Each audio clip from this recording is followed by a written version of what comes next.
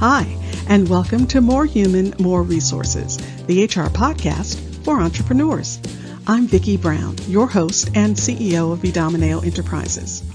As a serial entrepreneur, I understand that having the right expert help has been critical to my success. That's why I'm dedicated to telling you, in plain language, what's going on in the world of HR that might impact your business and what you need to do about it, with real actionable tips to help you master that list of must-dos and grow your leadership muscle. First things first, the information contained in this podcast is provided for general purposes only and is not to be considered legal advice.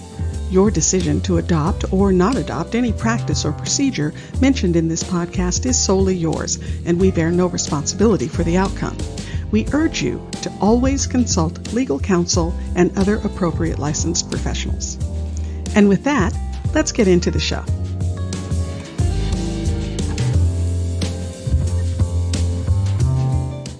You're listening to Season 2, Episode 22. Do not pray for an easy life. Pray for the strength to endure a difficult one. That's a Bruce Lee quote, and I love it when we're talking about resiliency. It's not just toughing it out. That's only one part. Being able to mentally deal with intangibles or obstacles is a critical part of resilience. In fact, mental and physical well-being is the biggest factor in building resilience. If you aren't in good shape, if your body and mind can't react when you call on it to respond to difficult or stressful situations, well, then you're way behind the wave. And it's almost impossible to dig out because you don't have any reserves to call on. Oh, talking about resilience is all well and good, but if you don't have the mental and physical muscle to stand yourself up, you'll be running on fumes. And running on fumes isn't part of being resilient.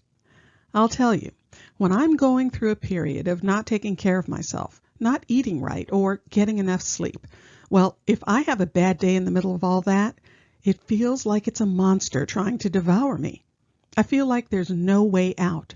Why is this happening to me? Why is everyone making everything so difficult? Why aren't things going my way? On the other hand, if I'm rested and not eating fried foods all day every day, well, then when something comes along that isn't in the, oh, isn't that wonderful column, I'm much better suited to take it on and figure out a solution. It's amazing. I bet you've had that experience too. You can really feel the difference. Things just don't get quite so dark quite so fast, and you have more mental room to think about a path forward. So, what is resilience anyway?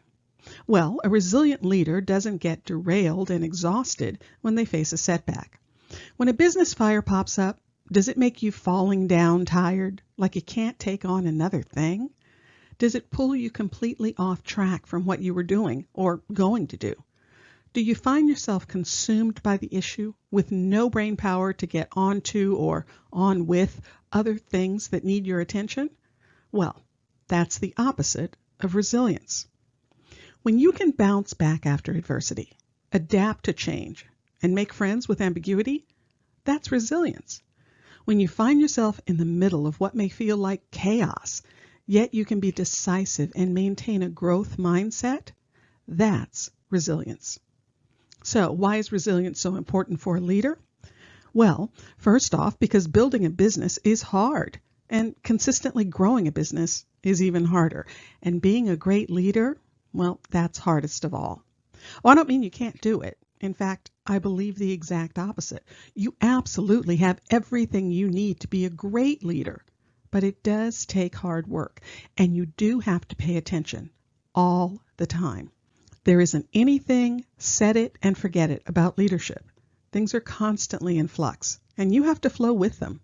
And you always have to keep in mind that you're modeling behavior for your team. So isn't it important to model the behavior that you actually want?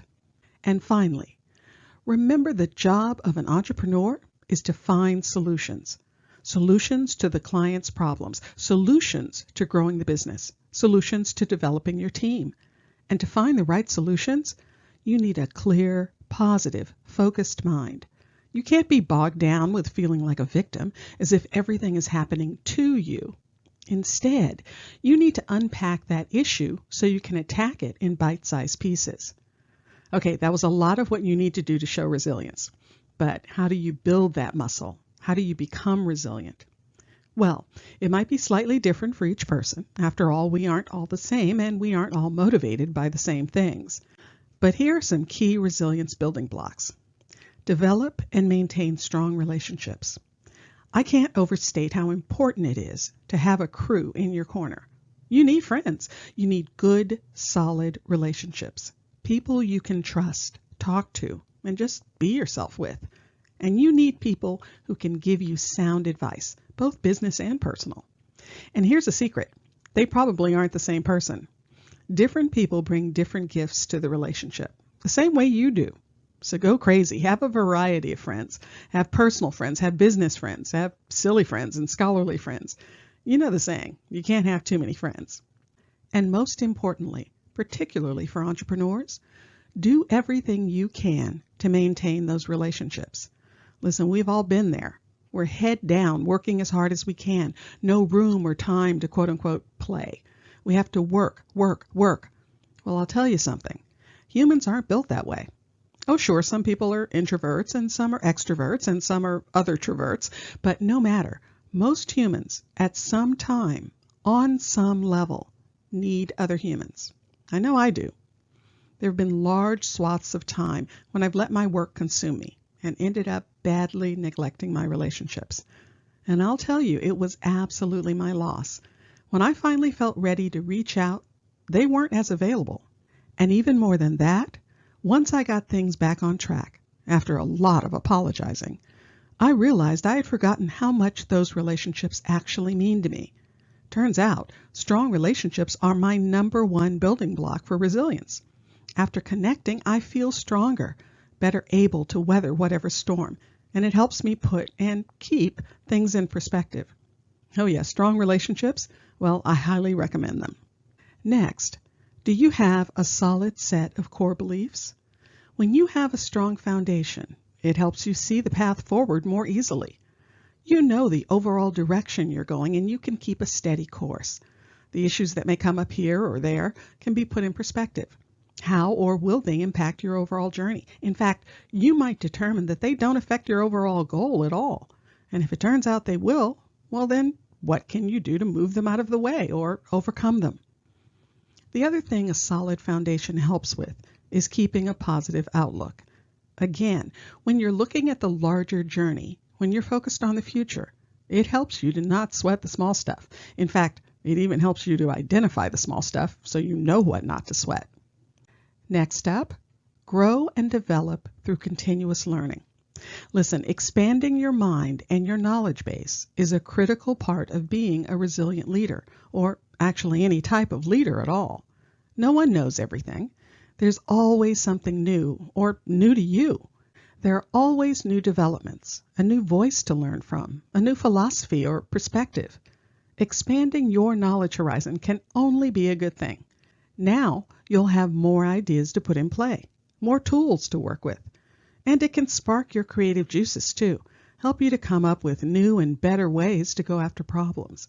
Even better, more learning might even help you avoid the problems in the first place. And finally, practice self-management.